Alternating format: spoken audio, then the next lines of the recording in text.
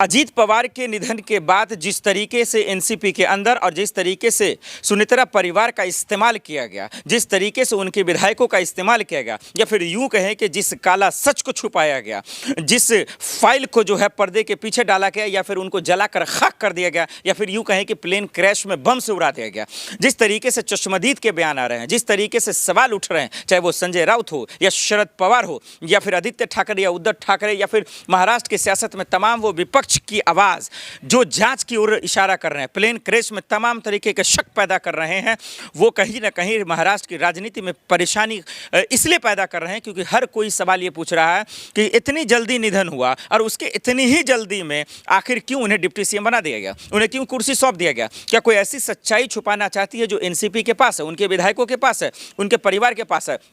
इसीलिए उदित राज से लेकर पूरी तरह से शरद पवार कह रहे हैं कि इतनी जल्दी क्यों ये सवाल पूछा जा रहा है। और मेरा सीधा सा सवाल यही है, प्लेन क्रैश के बाद तक कई लोगों ने तरह तरह के सवाल खड़े किए, जो सिस्टम से सवाल पूछ रहा है, जो मोदी जी अमित शाह जी से सवाल पूछ रहा है, सीएम देवेंद्र फडणवीस और शिंदे से सवाल पूछ रहा है, इसका जवाब आखिर कौन देगा? सरकार गिरे या ना गिरे, विधायक इधर जाए या उधर जाए, वो एक अलग बात है, लेकिन किसी की जान गई है, किसी की हत्या हुई है, उसका कम से कम जो है जांच तो होना ही चाहिए, कम से कम उसकी असली सच लोगों को पता तो आना चाहिए कि एक खुदा की तरफ से अगर कोई मुसीबत आए तो एक अलग बात है, लेकिन जिसको जिम्मेदारी आपने दिया वो अगर कहर ढाने लगे तो उनका तो इलाज होना चाहिए। और महाराष्ट्र में अगर ऐसा नहीं होता तो ये अफसोस की बात है, क्योंकि लोगों की जानें इतनी आसान कर दी गई हैं मौत के रूप में, जो हम और आप देख रहे हैं। कभी प्लेन क्रैश होता है, कभी भगदड़ होता है, कभी न्यू दिल्ली स्टेशन पे होता है, कभी महाकुंभ में होता है, और कभी फ्लाइट के माध्यम से जो है क्रैश करवा दिया जाता है। तो ये बड़ा सवाल है, क्या इन तमाम चीज़ों का बदला सुनेत्रा परिवार जी ले पाएंगे? शरद पवार लगातार जो है इशारा कर रहे हैं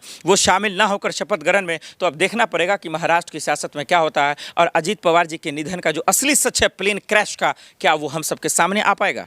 बड़ा सवाल जो उसको अब जरा सा ध्यान दीजिए, यानी कि क्या अजीत पवार जी के निधन की जो असली सच्चाई है, कौन कौन गुनहगार है, कौन कौन मास्टरमाइंड है, क्या उनकी पत्नी पता लगा पाएंगे? जब से शपथ ली हैं, जब से संविधान की कसम खाई हैं, क्या वाकई में अपने पति का बदला ले पाएंगे? क्या उन गुनहगारों को पकड़ पाएंगे, उन आरोपियों को सलाखों के पीछे डलवा पाएंगे, जो पूरा हिंदुस्तान सवाल पूछ रहा है। सवाल नंबर 1 कि प्लेन क्रैश की असली वजह क्या है? ये हवाई वाली बयान नहीं, ये सोशल मीडिया पे जो फैल रही है उस तरीके के बयान नहीं कि पायलट ने दारू पी रखी थी, उन्होंने शराब पी रखी थी, कोहरा का जो है देख नहीं रहा था, विजुअलाइजेशन साफ नहीं दिख रहा था, ये तमाम चीज़ें नहीं।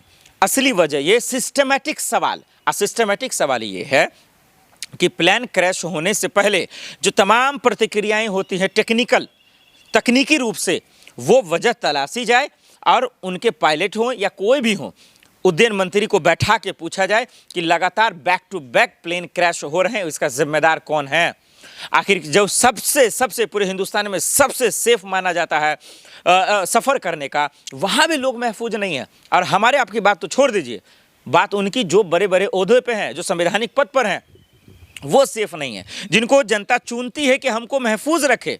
जब वही नहीं है तो आम लोगों की क्या बात है? तो ये सवाल अब चुनौती हो गई है किसके लिए? वो खास करके जो है अजीत पवार जी के पत्नी के लिए। जी हाँ, मैं उन्हीं की पत्नी की बात कर रहा हूँ जो शपथ ली अभी कुछ ही दिन पहले। और इतना जल्दी शपथ क्यों ली भाई? ये सवाल तो अब उदित राज भी पूछ रहे हैं, शरद पवार, सुप्रिया से ले, कि भाई ये बात तो पूरा हिंदुस्तान जानता है कि ये मातम का वक्त है, ये वक्त दुख का है, ये परिवार दुख में डूबा हुआ है। पूरा उनका एनसीपी परिवार, विधायक, उनकी पत्नी, उनका बेटा, उनका भतीजा, उनके चचा, तमाम लोग। और ऐसे वक्त में आप क्या कर रहे हैं पता है? आप ऐसे वक्त में तमाशा कर रहे हैं ये कुर्सियों के खेल में, क्योंकि ऐसे वक्त में अभी तो 13वीं भी नहीं हुई है और उससे पहले 3 दिन के अंदर शपथ, 3 दिन के अंदर कुर्सी। क्या कोई ऐसी सच्चाई है जिसको छुपाया जा रहा है? क्या लोगों का ध्यान भटक जाए? क्या लोगों का जो सवाल पूछ रहे थे, क्या उन सवालों से ध्यान को हटा दिया जाए, इसीलिए ये तमाम चीज़ की जाए? अगर ऐसा है तो गलत है, अगर ऐसा है तो संवैधानिक तौर पे भी गलत है, ऐसा है तो फिर सवालों के घेरे में। इसलिए एकनाथ शिंदे, सीएम फडणवीस साहब, और खास करके महाराष्ट्र के कर्ता धर्ता, चाहे उद्धव ठाकरे हों, शरद पवार हों, संजय राउत हों, ये तमाम वो लोग इन सवालों को नहीं भटकने देना चाहिए।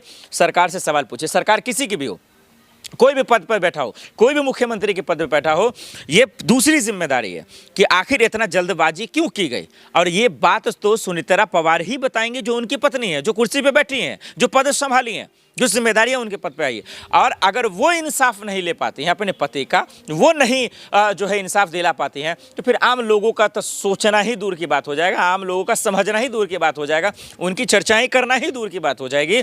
और महाराष्ट्र क्या होगा, पूरे हिंदुस्तान में इससे भी बड़े बड़े घटना हो जाएंगे, लेकिन इंसाफ नहीं मिलेगा। इससे बड़े बड़े घटना हो जाएंगे, लेकिन सच्चाई लोगों के सामने नहीं आ पाएंगी।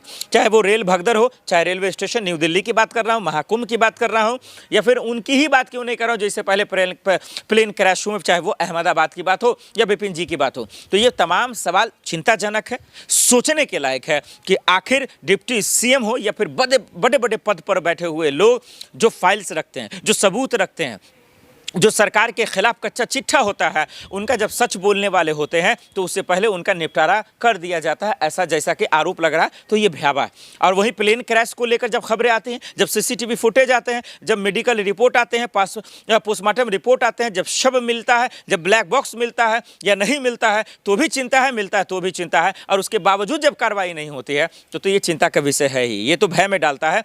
इसलिए मैं हाथ जोड़ कर बोलता हूँ कि जिन्होंने शपथ ली है, जिन्होंने शपथ लेकर कसमें खाई हैं, और शरद पवार जैसे नाराज थे, सुप्रिया सुले नाराज थी, तो ये चिंता का विषय है। कम से कम अजीत पवार जी के निधन की असली सच्चाई कोई निकाले ना निकाले, सरकार निकाले ना निकाले, कम से कम उनकी पत्नी जो कुर्सी पे बैठी हैं वो कम से कम निकाल तो ले। ये एक बड़ा सवाल है। अब वो निकाल देंगे तो कम से कम जो बाकियों की जान अब वो जाने वाली है इसी तरीके के दुर्घटना में, कम से कम वो तो महफूज और बच जाएंगे।